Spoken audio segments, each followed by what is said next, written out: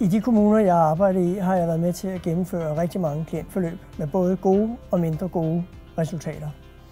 Mange borgere oplever også, at der måske var for lidt tid, og at der måske heller ikke var tilstrækkelig fokus på de løsninger, som de synes, der skulle være de rigtige for dem selv. Der var naturligvis fokus på at komme i job, og det lykkes bestemt også for rigtig mange.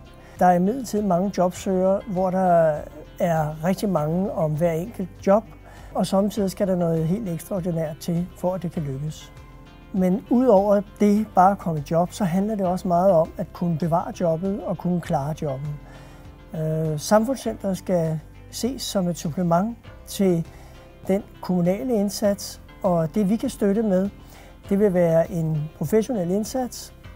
Vi har god tid, vi har midler fra fondsøgninger, og ikke mindst så har vi engageret frivillige, som vil være med til at gøre en medmenneskelig indsats.